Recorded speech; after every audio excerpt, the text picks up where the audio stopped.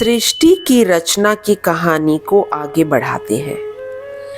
पिछली बार हमने जाना कि पर ब्रह्मा ने ब्रह्मांड की रचना कर दी।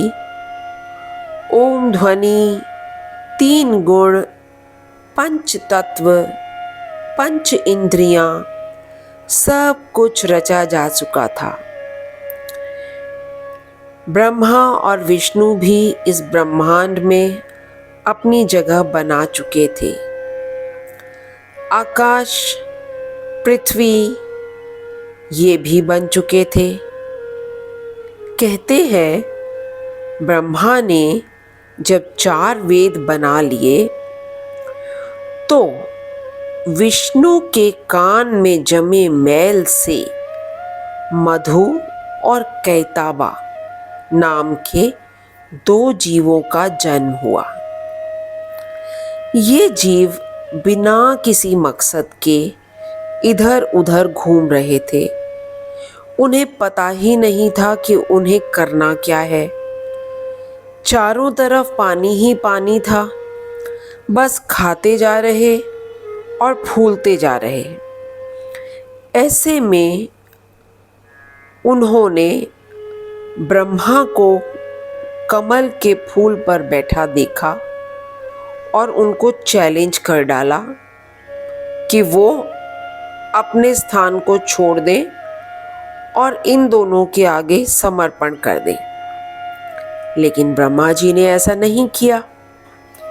तो इन दोनों जीवों ने ब्रह्मा को परेशान करना शुरू किया।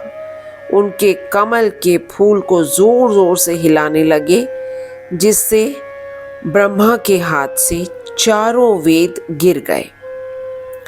ब्रह्मा बहुत बुरी तरह से घबरा गए।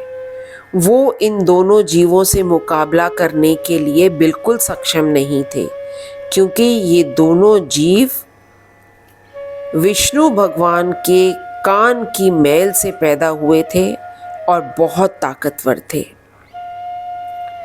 ऐसे में उन्होंने विष्णु भगवान को गुहार लगाई।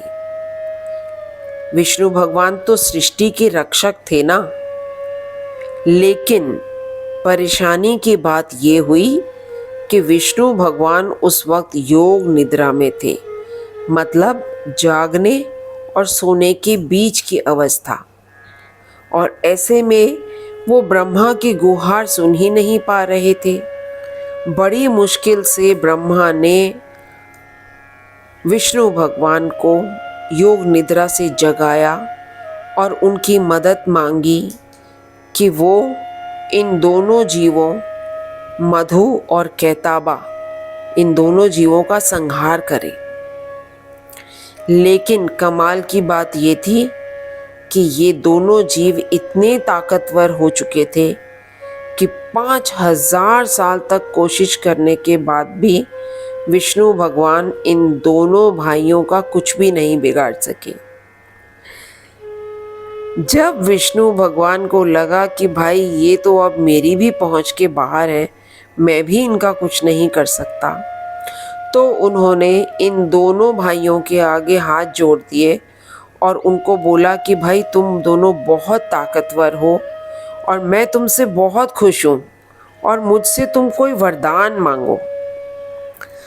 दोनों भाई जोर जोर से हंसने लगे।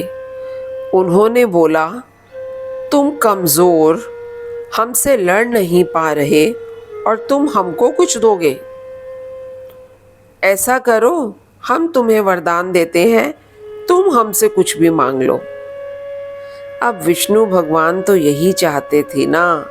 उन्होंने तो अपने बातों के जाल में इन दोनों भाइयों को उलझाया था। उनके चेहरे पर आ गई हंसी और उन्होंने बोला, चलो ठीक है, तो फिर तुम लोग ही मुझे वरदान दे दो। ऐसा कहकर विष्णु ने उन दोनों भाइयों से बोला कि भाई मुझे वरदान दो कि मैं तुम दोनों को मार सकूं, तुम्हारा संहार कर सकूं। सन्नाटा छा गया। अपने ही शब्दों के जाल में दोनों भाई फंस चुके थे। अब वरदान तो देना ही था।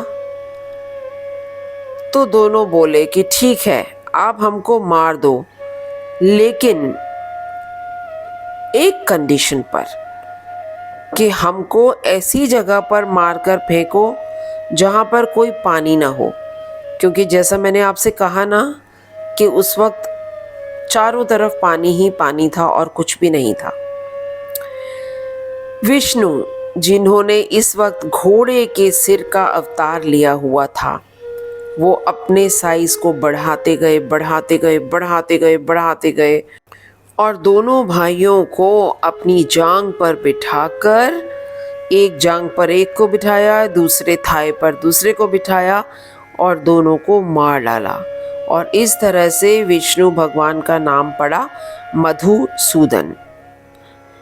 कहते हैं इन दोनों भाइयों के जो अवशेष थे, मतलब कि उनकी हड्डियां, उनका मांस, उससे इस पृथ्वी पर ज़मीन का निर्माण हुआ।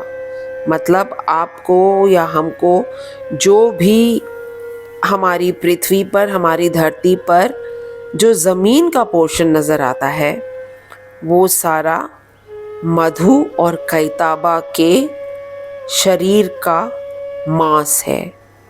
तो चलो आज कहानी यहीं पर ख़त्म करते हैं और अगले एपिसोड में हम जानेंगे कि शिवा कैसे आए। अभी तीसरी शक्ति का आना तो बाकी है ना सृष्टि में, तो शिवा का आगमन अगले एपिसोड में होने वाला है।